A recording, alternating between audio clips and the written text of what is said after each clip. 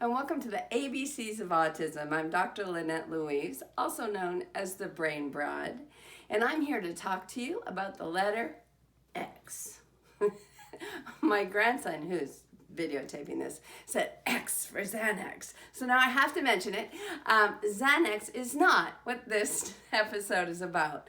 I personally don't advise drugs, although I know that Temple Grandin does say that antidepressants changed her life. I'm not against using drugs, but I always find a way around it so that the brain can continue to grow and heal. Now today, the letter X is about xenophobia.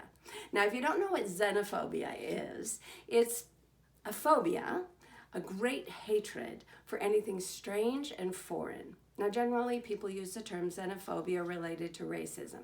But it is very relevant when you consider a disabled person, especially a visually challenged person.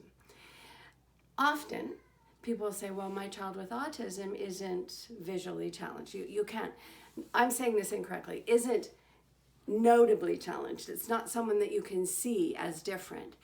And I'm sorry, I know that most of our children on the spectrum of autism are beautiful. They're very handsome, they're very beautiful, they're just gifted in this way. But they're going like this, right? Or they're going like this, or they're walking on their toes, or they're talking very rigid. No, they are noticeable. And if you think that others can't tell that your child is different, strange, or foreign, and possibly nurture a hatred because of their own internal physiological and psychological problems, you're mistaken. It's part of what happens and why children are bullied. So let's have a look at this. Don't be morally superior thinking that I'm not like that. Other people are terrible when they're like that, because the fact is we're all a little bit like this. It's in our biology. We're pre-wired for a certain number of ingredients in this recipe for xenophobia. Let's have a look at that. Oh, and before I get into that, I don't know if you've heard the phrase, if they fire together, they wire together. But if you have, what it's referring to, and if you hadn't, you have now, it's referring to your brain. When your neurons fire repeatedly together over and over again, they literally wire together. It gets easier and easier for that pathway to fire and connect because these dendrites come closer and closer and closer. So it literally does wire together. What does not fire together unwires together because it'll separate, wither away, and be pruned off by the brain. So remember that as I explain this to you. So inside of your physiology, you have something called, and I'm only going to give you a couple of things here. There's a lot of ingredients to xenophobia. But you have something called mirror neurons. You've probably heard of them. They were all the rage to talk about a few years ago. So mirror neurons are sort of located, throughout this sensory region. And correct, this brain is not to scale. My poor cerebellum has been put underneath instead of in back. But it's good enough for our purposes. So there's a diffuse sort of placing of the mirror neurons, but you can think of them as something that is really relevant to the sensory system. And there's some in the frontal lobes as well, mostly close to the sensory system. The point is that a mirror neuron fires when we do something the same. Let me explain. So let's say somebody reaches out to shake your hand and you reach out to shake their hand. Right? So their hand comes in, your hand comes, their neurons fire. Someone the same as me. If I laugh and you laugh, my neurons fire. Yes, someone the same as me. And don't worry, it'll work with elbow touches too. Doesn't have to be shaking hands. The point is, we recognize people that are the same. You see, we're built to have a drive to connect with others that are similar as well as that are healthy. So for our purposes, for our future, so that we'll mate and raise healthy children, we have things in us that are meant to guide us in that choosing. So mirror neurons are probably a part of that. They say, yes, network here. Yes, we're the same. Now, your child with autism will fire some mirror neurons too. They may not have very many. A lot of the time they're challenged in this area. But if they're not looking at you and they're not listening to you, they're not firing their mirror neurons. So get down wherever they are. If they're on the carpet going like this, get down there and do what they're doing. Be the same for a little bit.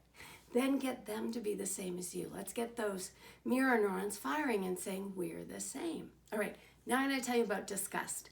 So in your insular, which is deeper, I'd have to pull a piece of this off and go inside. I could actually do that in the insular, anterior insular. Especially you find empathy, disgust. That's the one I want to talk about. So we talked about sameness. I'm going to talk about disgust, like it's polar opposite.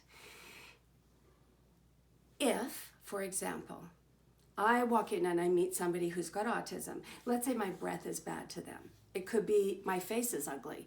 It could be, in fact, I had a grandson with autism who would throw up if he saw an ugly face. So he definitely had this problem in the insular. Well, let's move off him. So let's go in this example. I'm entering a room. I meet someone with autism. My breath is really terrible. And now, I can ignore that, or I can notice it. Let's see what happens in both examples. I ignore it. I don't notice it.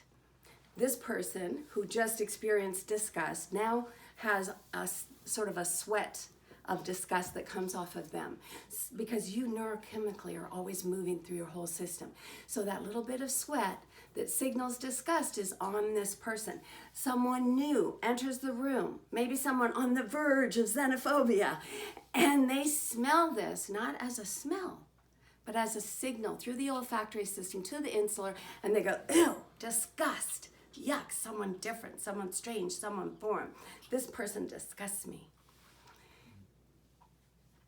This is the way in which, and many other ways, in which emotions can be circular, can be repeated, can be contagious.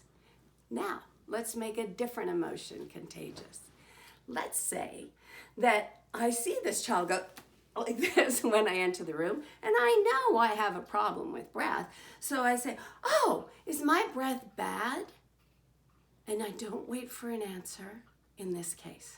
I go, I can fix that, and I go and brush my teeth. I'm gonna brush my teeth. I'm gonna smell so great in a minute. Or I grab some mouthwash, if we're in the bathroom already, that's easy, but I probably don't meet autistic people in bathrooms too often. So I completely deal with it, whether I take a mint, whether I use mouthwash, whether I go by, I do it, I take an action. So the emotion in the autistic person who just had this response because of their heightened sensory system feels relief. Now, the signaling, the neurochemical signaling that happens on their body as the sweat comes out imperceptibly is different. And the person walking into the room, sure, they bring their own psychology with them, but the signal that comes to their olfactory senses through their olfactory system and into their anterior insular is relief. Yes, I'm making a lot of assumptions, a lot of neuroscience assumptions without a million studies, but the science is solid. All these pieces are real. I'm just putting them together for you to give you an understanding of the ways in which you have a choice and a strong influence on xenophobia. You can wire together because you fired together disgust or relief. I'm different, or I have sameness with you. That's up to you. One final point. I spend a lot of time going, oh, why are we always doing awareness? We need more than awareness. We need action. It's crazy, all this awareness, awareness, awareness. Okay, I've heard of autism. Okay, I've heard of cancer, etc. And as I thought about what I wanted to say today, I changed. Because in learning this, to share with you, I realized that awareness removes the strange and foreign and is the action against xenophobia and may reduce the bullying. Spread awareness. but do it with love and sameness. I'm Dr. Lynette Louise. It's been a long one. I hope you stayed with me during it. It was good information. You've been watching the ABCs of Autism, and don't forget to like and subscribe.